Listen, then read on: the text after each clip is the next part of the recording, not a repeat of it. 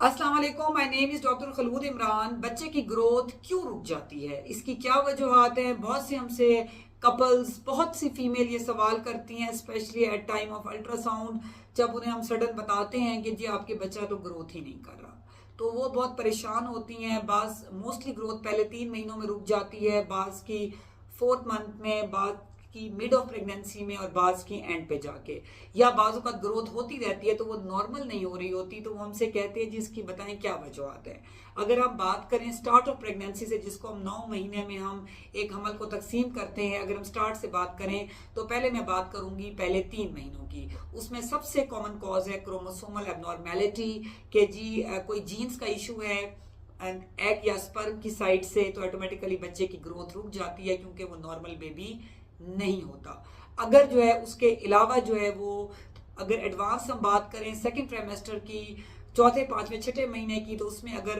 Patient chronic hypertensive चल रही है, यानी कि उसका बीपी ज्यादा है, अनकंट्रोल्ड है, वो दवाइयां नहीं ले रही है, या वो डायबिटीज के साथ है, पॉलीहाइड्रोमियास के साथ है, तो तब भी ग्रोथ रुक जाती है। अब जो है उसके अंदर बाजू का जो है वो मदर बिल्कुल फिट एंड फाइन होती है, उसका बीपी ठीक होता है, उसकी शुगर ठीक होती है, तो फिर जो है वो कॉजेज हमारे पास आती हैं प्लेसेंटल, यानी कि जो प्लेसेंटा है, जो ब्लड सप्लाई है, उसकी वेसल्स का इशू है, जिसकी वजह से जो फीटो प्लेसेंटल इनसफिशिएंसी है उसमें भी देखा गया है कि बच्चे की ग्रोथ रुक जाती है। इसी तरह एडवांस प्रेगनेंसी में बाजू का ग्रोथ हो तो रही होती है लेकिन नॉर्मल नहीं हो रही होती। वो कैसे कि जब फीमेल जो है वो डॉक्टर के पास जाती हैं और वो फंडल हाइट चेक करती हैं, तो वो देखती हैं कि जी फंडल हाइट फॉर एग्जांपल अगर 32 वीक्स की है, तो जो बेबी है उसकी जो ग्रोथ है वो 28 वीक्स की है। तो ये IUGR होता है, जिसको हम इंट्रा यूट्राइन ग्रोथ रिस्ट्रिक्शन कहते हैं, जिसकी वजूहत बहुत सारी हैं, जिसमें हाई ब्लड प्रेशर टॉप पे है, या जो है मैटरनल जो मेल न्यूट्रिशन है वो उसकी वजह है, या फीटो प्लेसेंटल इनसफिशियंसी है, वट एवर दी कॉज। जब आप डॉक्टर के पास जाएंगी, जब आप एग्जामिनेशन करवाती हैं, तो वो आपका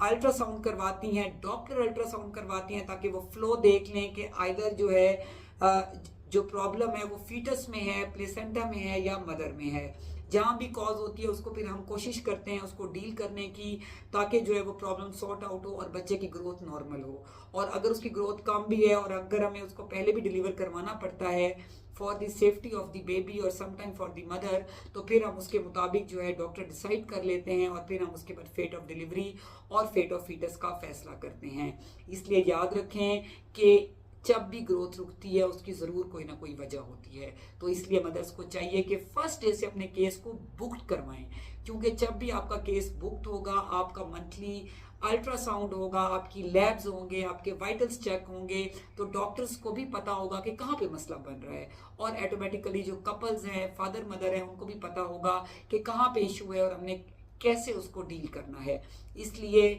अपने आप को फर्स्ट डे से बुक करवाएं, ताकि जो है ये बच्चे के ग्रोथ जैसे जैसे रुक जाते हैं वैसे मसाइल ना हों। अगर फर्स्ट डे से आप ऑन ट्रीटमेंट होंगे, अगर कोई हार्मोन्स का इशू है तो आपको हार्मोनल थेरेपी दी जा सकती है, आपको इंजेक्शंस लगाए जा सकते हैं, बहुत से नाम से इंजेक्शन आते हैं, IVFC है, फर्टिसी है, बहुत सी मेडिसिन अवेलेबल हैं